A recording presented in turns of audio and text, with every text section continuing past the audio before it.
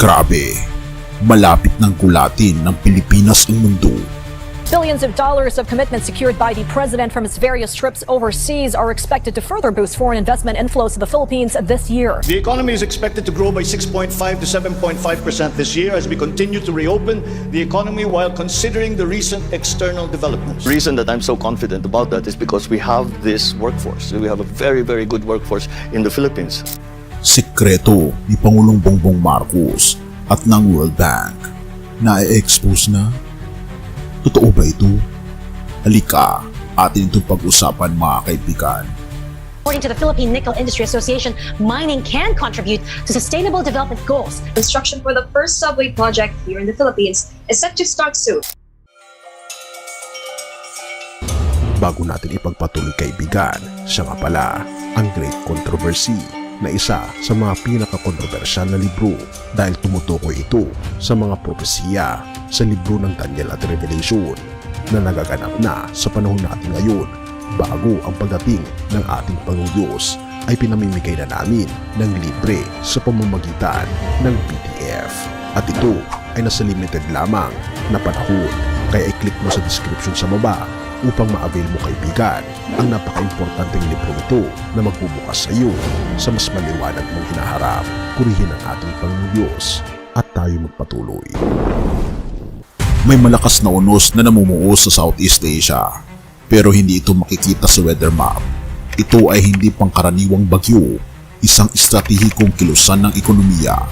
At sa gitna nito, ang bansang matagal nang binabaliwala ng mundo, ang Pilipinas. Habang ang mundo ay abala sa inflation, digmaan sa kalakalan at mga tensyon sa rehiyon, palihim na naghahanda ang Pilipinas. Hindi lang ito tungkol sa mga gusali, kundi tungkol sa koneksyon, pag-asa at oportunidad. Kung ating titignan, mga kaibigan, ang ating Pangulong Bongbong Marcos ay hindi abala sa pagkipaglaban sa mga tumutulig sa kanya dito sa ating bansa.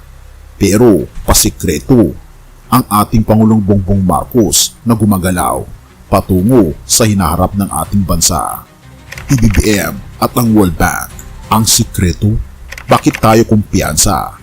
Dahil may napakagaling tayong workforce. Magaling ang ating presidente na itinalaga ng ating Panginoong Diyos na ang kanyang tunay na galing ay galing sa ating Panginoong Diyos.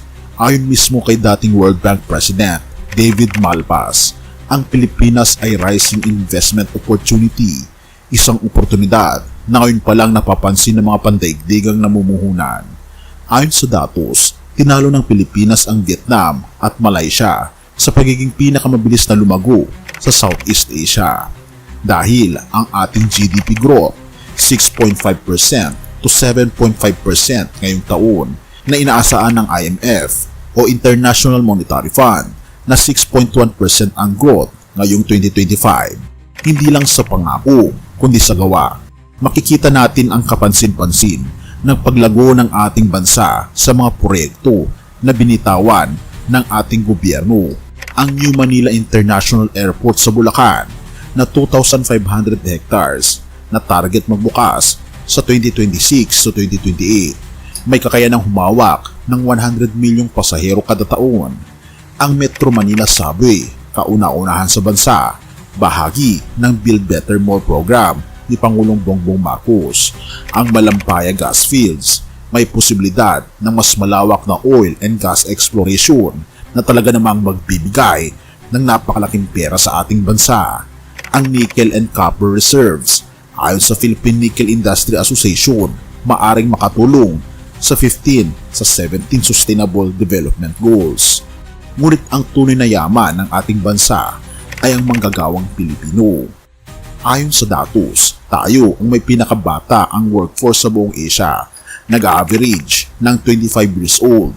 Tayo din ang English-speaking, tech-savvy, malikhain.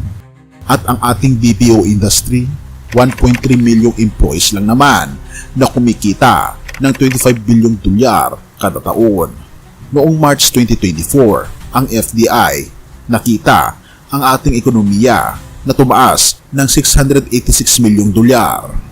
Marami sa kabataang Pinoy ay pinipiling magtrabaho sa sariling bayan kaysa mga ibang bansa. Ito Ito na nga ba ang sikretong nabubunyag? Ito ba ang sikreto ng ating Pangulo?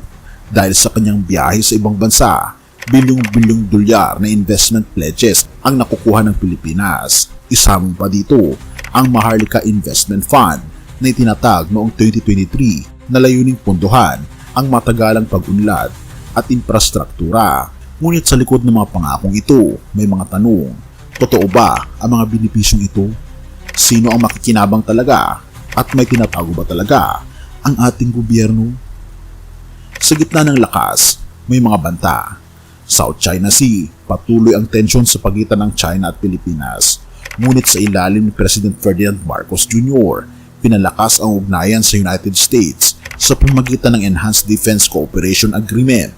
Gayon din ang internet reliability na mahina sa ibang rehiyon. Ang disaster risk, lagi tayong nasa panganib. Gayon din ang institutional corruption, nariyan pa rin. Ngunit may mga reforma na. Bakit iba na ngayon? Hindi lang gobyerno ang nagtutulak, ang private sector ay lumalawak. Mga kumpanya ay lumalayo sa China, naghahanap ng English-speaking strategic at cost-effective na alternatibo. At ang Pilipinas, nasa tamang posisyon para tumanggap nito. Philippines on the rise.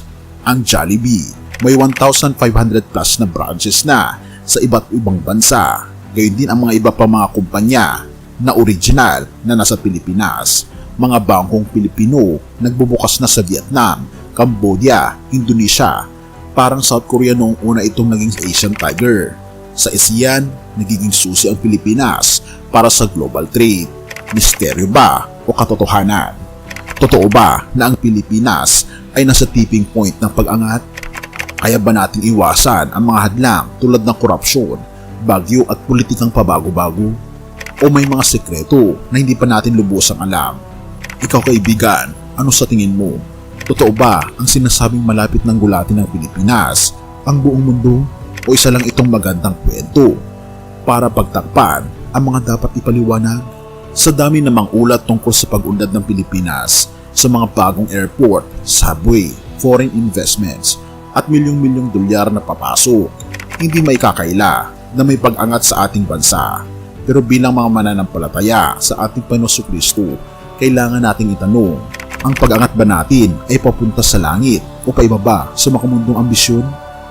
Ang ating kayamanan ba ay para sa sarili o para sa kaharian ng ating Panginoon Diyos?